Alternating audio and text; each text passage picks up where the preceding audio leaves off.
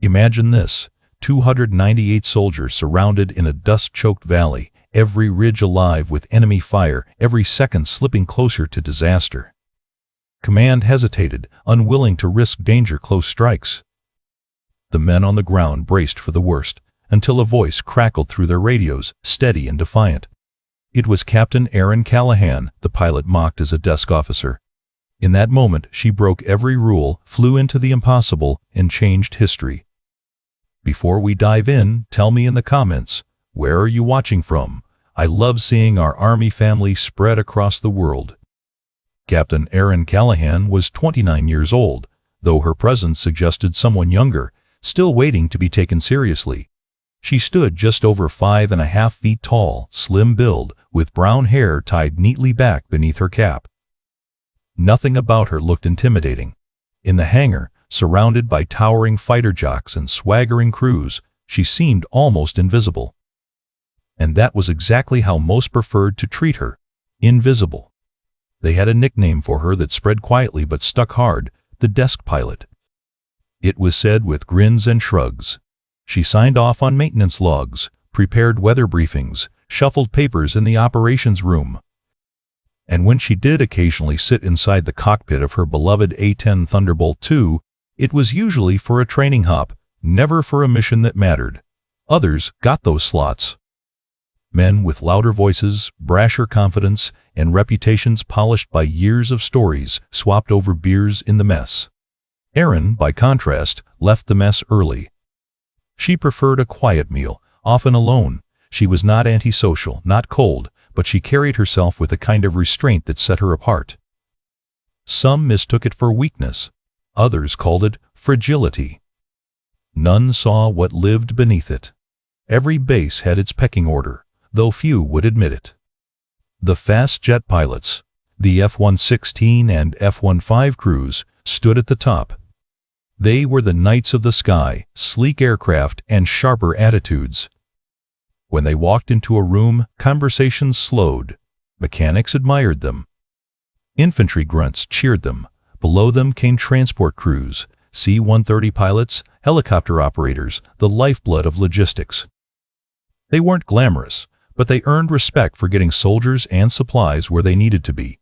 Then came those like Aaron, placed at the bottom by perception rather than skill. She wore the same wings on her chest as the others, but to many, she was just another officer assigned to paperwork, a pilot in name only. The culture was crueler than open insults.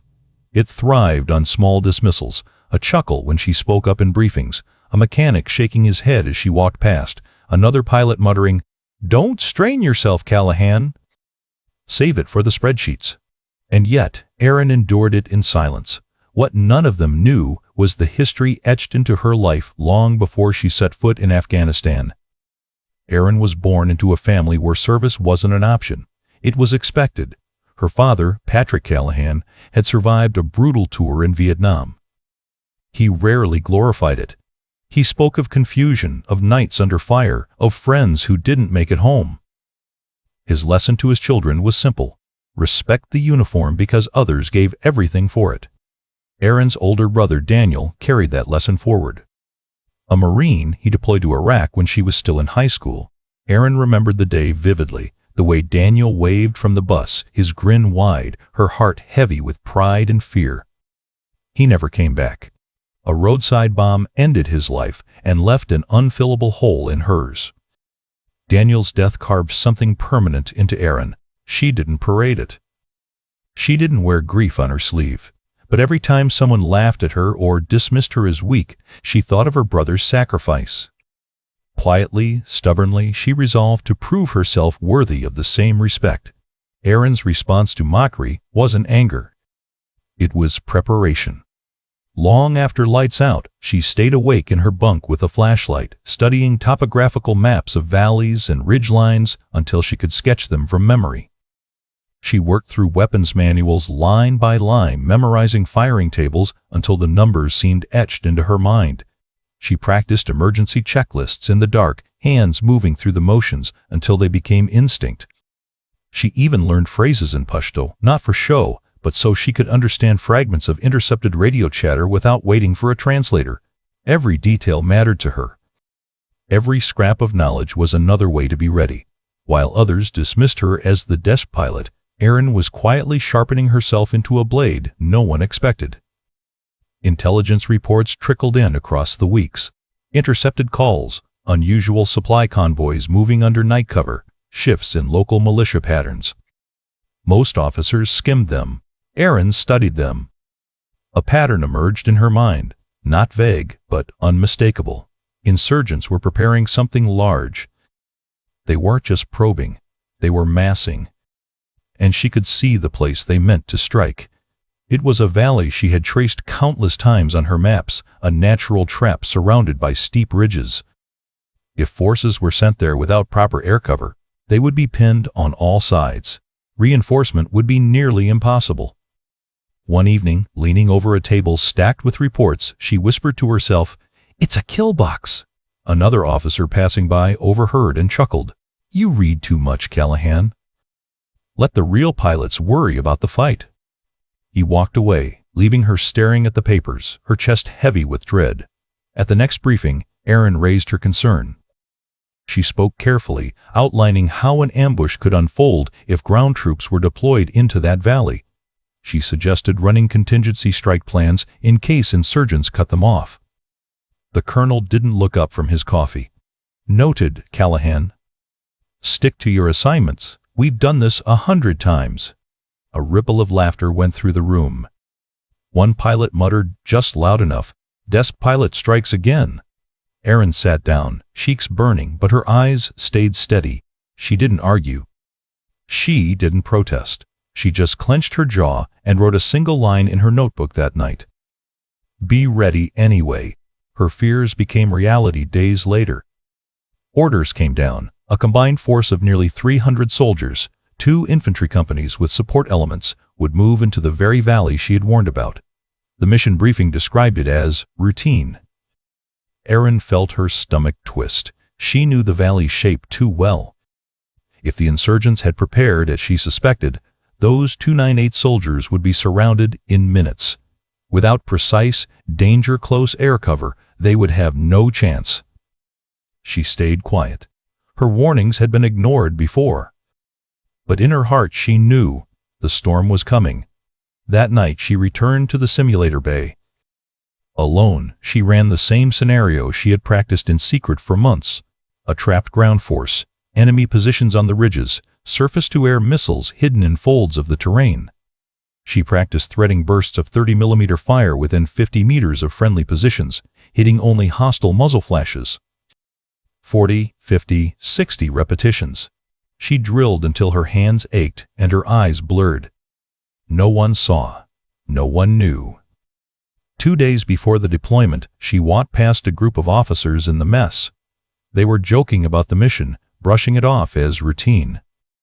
One shrugged and said with a smirk, "If things go south, we'll just write the loss report."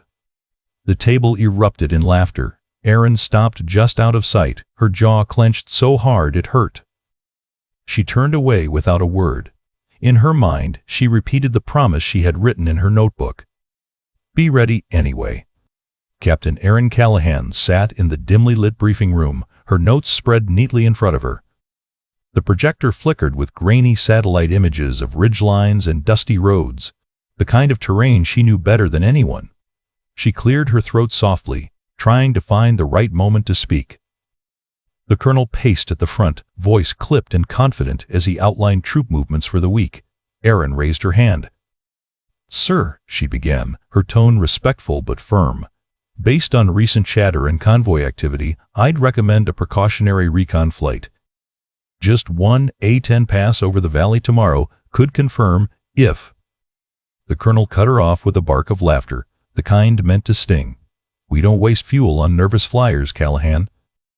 Sit tight and let the real missions run." A ripple of chuckles rolled through the room. One lieutenant leaned back, muttering just loud enough for others to hear, "Maybe she can recon the filing cabinets instead." More laughter followed. Erin's cheeks burned, but she stayed composed. She lowered her hand, her eyes fixed on the map. She knew what she saw. She knew the valley wasn't safe. But once again, no one listened. The sting lingered into the following afternoon when she found herself at the range, standing near a group of infantrymen who were running live fire drills. She carried her helmet under her arm, on her way to inspect her jet. The sergeant leading the exercise caught sight of her and smirked. "Careful, ma'am, don't strain yourself." "Leave the war to the men, yeah?" The line wasn't clever, but the laughter it sparked was sharp and cutting. Soldiers grinned, rifles slung across their chests, as if she were a joke dropped in the middle of their afternoon. Erin forced a polite nod and walked past them. She didn't rise to it. She never did. But her grip on the helmet tightened until her knuckles turned white. Later that week, in the hangar, the mechanics were working over her bird, checking hydraulics and topping off the drum for the GAU-8 cannon. Erin approached, clipboard in hand, ready to go over the checklist. One of the younger mechanics glanced up and shook his head with a grin. Why bother tuning her bird? She won't ever fly it. Another chuckled. Yeah, keep it clean for the next pilot who actually takes it up. They thought she didn't hear. She did. She always did. Erin signed the paperwork without comment, thanked them, and walked away. Once she was sure no one was watching, she pressed her hand against the titanium skin of the A-10. The cool metal steadied her, grounded her. Under her breath, barely more than a whisper, she said, "They don't know what you can do." She repeated the ritual every time she walked past the jet, as if the words were both promise and prayer. The reports kept piling up. Erin sifted through them late at night, highlighting details no one else bothered to connect. More weapons moving south. More intercepted chatter about supply lines. Patterns too precise to be coincidence. She built the picture piece by piece until it screamed at her from the page. A buildup was happening. An ambush was coming. She brought it up again in passing conversation, this time with a major she trusted. He waved her off, distracted by his phone. Intelligence exaggerates all the time, Callahan. Don't lose sleep over it. Others weren't as gentle. In the mess hall, soldiers joked openly.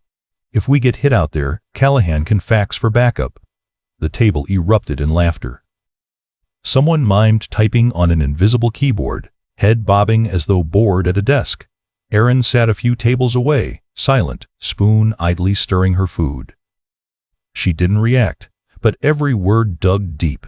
Her sense of isolation grew heavier with every passing day. Younger pilots, some barely out of training, were being slotted into real missions. She watched them swagger across the tarmac, helmets under arms, grinning as they climbed into cockpits. She had logged more hours, knew the manuals inside and out, could thread a needle with her aircraft in the simulator. Yet she was still benched.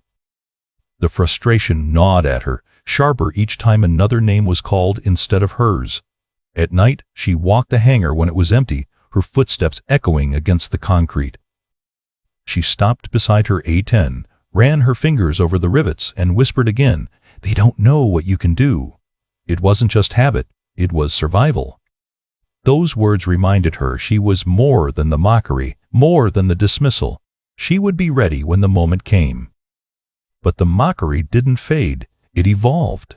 The laughter that once rang openly in rooms began to shift into whispers. She'd walk past groups of soldiers and hear her name drop low, followed by hushed chuckles. Some began to doubt openly whether she could handle herself in combat. "I wouldn't want her covering my unit," one muttered near the motor pool. "She'd freeze."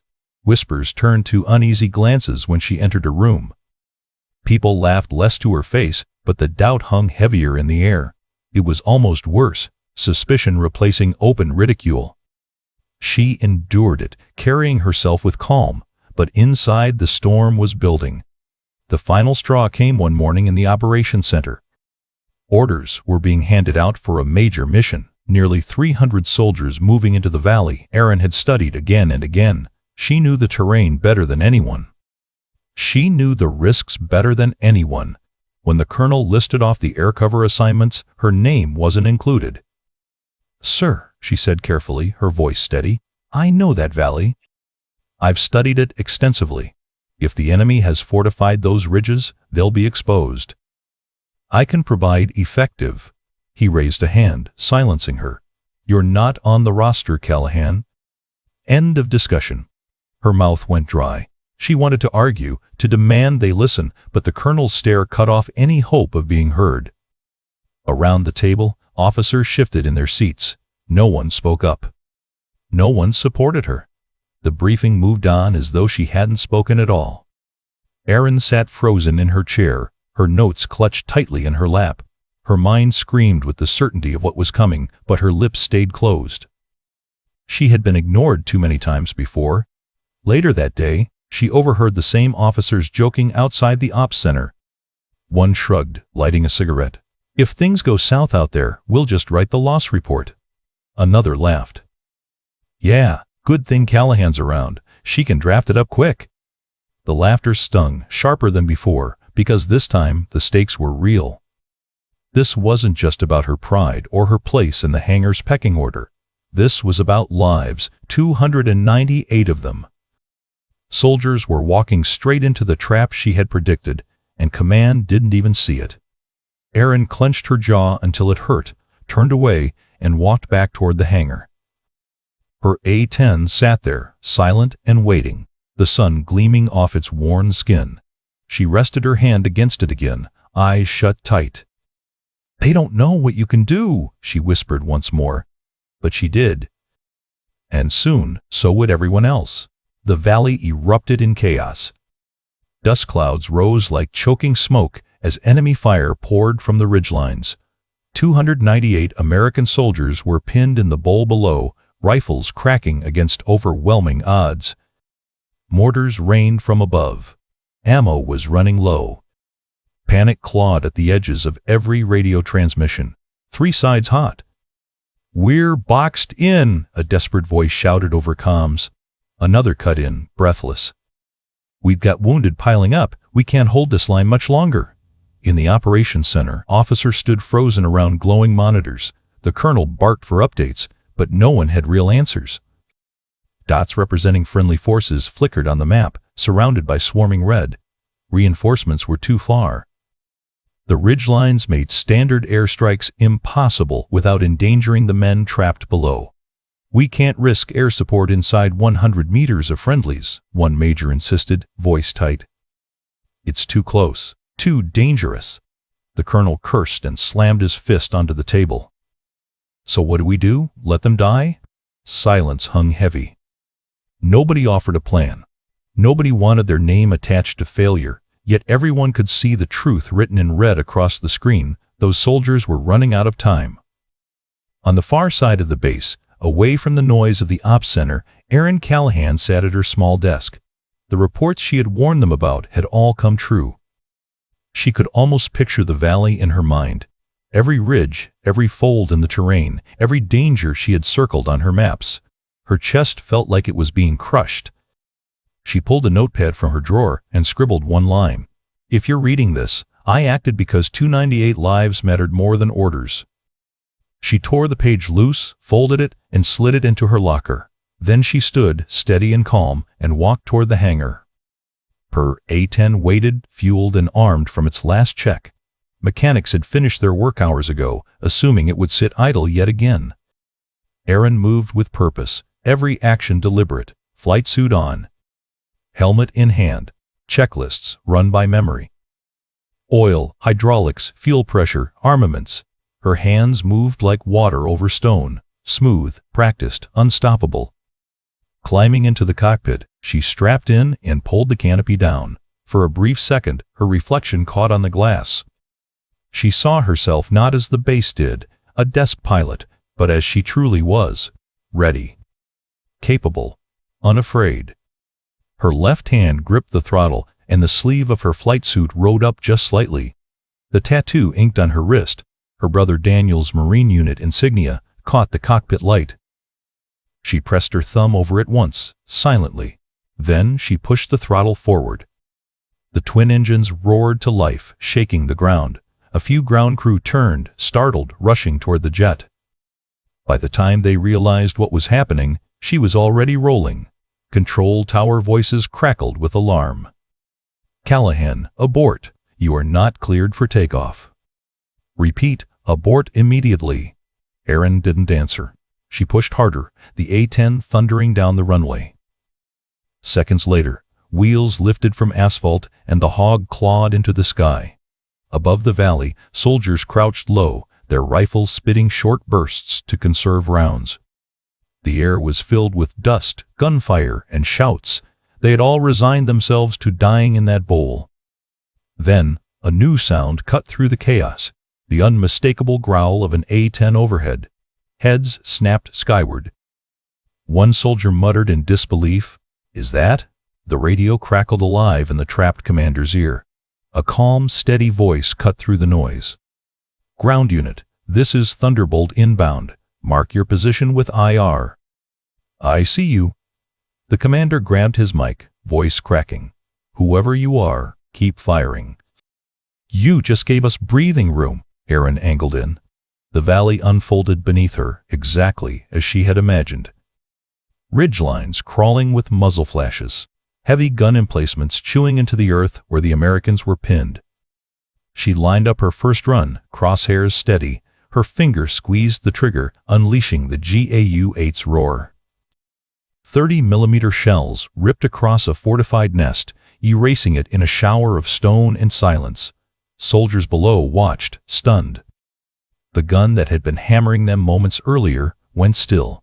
A cheer rose, ragged but real. Aaron banked, climbing back through the dust. Her pulse was steady, her breathing even. She was doing what she had trained for in silence, what she had whispered to her jet every night, showing them what she could do. Another run. Another burst. Enemy fighters scattered, their arcs of fire broken. In the chaos, a soldier glanced skyward and whispered, "Valkyrie." The name spread through the comms like wildfire. Years ago, during training exercises, Aaron had earned that call sign for her precision and calm under pressure. It had been forgotten, buried under months of mockery. But the veterans remembered now. "It's her," someone breathed. "Valkyrie's up there." Back at headquarters, higher command patched into the net. A general's voice came through, clipped and incredulous. "Who is flying that hog?" "Report immediately," silence answered, broken only by the roar of Aaron's cannon on another run. "She's saving nearly 300 men," one operator muttered in the op center. The colonel's face turned pale as realization sank in. The dismissed desk pilot was the one holding the line. "Callahan, stand down immediately," the general barked over comms. "You are not authorized. Return to base at once." Aaron flicked off the command frequency, leaving only the ground unit in her ear. Orders didn't matter now. Lives did. She dropped low again, this time threading a burst within 50 meters of friendly positions, a feat every manual called suicidal. The rounds landed with surgical precision, cutting down an enemy assault team advancing dangerously close. Dust and silence followed. Then the trapped commander's voice came, steadier this time. "Thunderbolt, solid hits. Keep it coming." Every second teetered on a knife's edge. Fuel, ammo, and timing were finite. One mistake could mean disaster. Yet Aaron moved as if guided by instinct sharpened over countless unseen hours. Her brother's insignia burned against her wrist as her hand gripped the throttle tighter. She could almost hear his voice. "Don't quit, Aaron. Not now." Enemy forces tried again, rushing down from the ridgeline. Aaron rolled into them, unleashing another precise line of fire that stopped the charge cold. Each run became closer, tighter, more dangerous. Sweat trickled down her back, but her voice on the radio never wavered. "Ground unit, shift left. I'll clear the ridge." Her bursts opened corridors of survival, each one carving seconds that stretched into lifelines. In the op center, disbelief turned to hushed awe. The same officers who had once laughed now watched the radar feed, unable to deny what they saw. One pilot, alone, defying orders, saving hundreds. The general came back on comms, his voice less commanding, more human. "Whoever you are, Godspeed. Finish it." Aaron didn't respond. She didn't need to. She lined up again. The battlefield her canvas, precision her brush. Every dive, every squeeze of the trigger was a gamble with death. But to the men below, she was no longer the quiet pilot mocked in hangars. She was Valkyrie, guardian of the doomed, rewriting the outcome of history with each thundering pass. By the time the sun dipped lower, the valley had transformed. Where there had been chaos, there was order. Where there had been despair, there was hope. Soldiers moved again, no longer caged but advancing, protected by the relentless shadow overhead. The woman they had once dismissed as fragile was flying like no one else could, and 298 lives now depended on her refusing to stop. The first helicopter appeared through the haze, blades chopping the smoky air as it descended toward the battered valley floor. Dust exploded outward in a violent circle, swallowing soldiers as they rushed forward. Arms reached up, pulling the wounded aboard, shoving ammo crates aside to make space for bleeding men. The trapped commander's voice crackled through radio waves, no longer frantic but steady. Chalk 1 is loading. Keep them covered. Above, Erin's A-10 arced gracefully. She scanned the ridgelines, eyes sharp, fingers poised over the trigger. Any muzzle flash, any sudden movement, and she would end it before it threatened the evacuation. For the first time that day, she heard something new in the soldiers' transmissions: hope. Chalk 1 away, the commander called. Cheers rose faintly even through the roar of rotors. Another helicopter swooped in, settling into the dust cloud. Erin dove low, unleashing a precise burst that silenced a gun crew daring to take aim. The men below saw it. They knew. Someone up there had decided their lives were worth the risk. One by one, the helicopters lifted, each carrying soldiers who hours earlier had resigned themselves to dying in that valley. Not a single one was left behind. Not a single life was lost. When the last bird rose, wobbling under its heavy load, Erin pulled her A-10 higher into the sky. She circled above until the valley was empty of Americans and filled only with silence. Then she banked toward home. Back at the base, news spread faster than official channels could contain it. Mechanics, medics, clerks, infantry, all knew something had happened, something extraordinary. They crowded near the flight line, eyes searching the horizon. When Erin's jet appeared, battered with dust but steady in flight, murmurs rippled through the crowd. She landed smoothly, wheels kissing the runway. As the Hog taxied in, the tower's voice broke over comms, trembling despite its attempt at formality. "Thunderbolt, welcome back." Engines whined down. Canopy hissed open. Erin climbed out slowly, her boots touching the tarmac as the weight of what she had done settled on her shoulders. Officers hurried forward, their expressions unreadable. For a heartbeat, no one knew what would happen next. Would she be arrested for disobeying orders? Stripped of her wings? Then movement cut through the tension.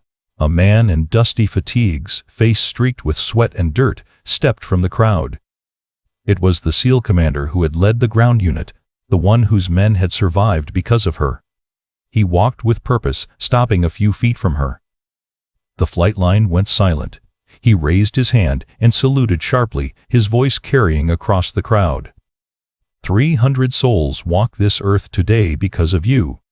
That's all the record that matters. The words hit like thunder. Every mechanic, every medic, every soldier on that line snapped into salute. What began as one man's gesture became a wave of respect stretching across the base. For the first time in her career, Erin stood at the center of honor she had never asked for but had always earned. She returned the salute, her posture straight but her eyes soft. Her voice was calm, almost quiet. "I only did my duty, sir." The SEAL commander lowered his hand, but his gaze held hers. There was no laughter now, no dismissal. Only respect. In the days that followed, official channels buzzed with arguments and reports. Some demanded punishment for disobedience. Others insisted her actions be written into doctrine. But paperwork could never erase what everyone on that base had witnessed: a pilot who refused to let nearly 300 Americans die. Narrators in the mess hall repeated the story in hushed tones. "She flew within 50 meters of our guys," one soldier said. "Suicidal, but not a single blue casualty." Another shook his head in disbelief. "She changed the whole fight." Higher command eventually conceded what the moment had already decided. New training modules were written. Danger close restrictions were re-examined. Erin's improvisation became a case study in survival, not recklessness. Doctrine bent, not because she sought glory, but because she had shown what was possible when lives mattered more than rules. And Erin? She remained herself. She still ate quietly in the mess, still traced maps late at night, still touched her A-10's titanium skin before each flight. She carried no swagger, no new arrogance, only a deeper calm. Weeks later, she walked past the operations center where a new map had been mounted. Red markers dotted valleys across the region, danger zones. And in one corner, someone had drawn a fresh line in black ink, curving through the valley that should have been a grave, but had become a path home. It was the exact line Erin had flown. She stopped, studying it. Soldiers passed by, some nodding respectfully, some pausing to touch the map as though it were sacred. Erin smiled faintly, not for herself, but for what it meant. Proof that silence could still shape history, that courage could redraw the map. The narrator's voice rose in the silence of that thought. History isn't changed by those who follow rules blindly, but by those who act when lives are at stake. Erin Callahan had been mocked, dismissed, left in the shadows. But when the moment came, she rose, and because of her, 300 Americans went home alive. The desk pilot no one wanted had become the warrior everyone needed. One woman, dismissed as too weak, proved that courage is measured not in rank, but in sacrifice. She turned silence into strength and doubt into history. Her actions remind us that when lives hang in the balance, true character is revealed not by orders, but by the will to act. If this story moved you, salute in the comments below. And don't forget to subscribe to Military and Veteran Stories so you never miss the next true tale of valor. Until next time, stand proud, stay strong, and honor those who serve.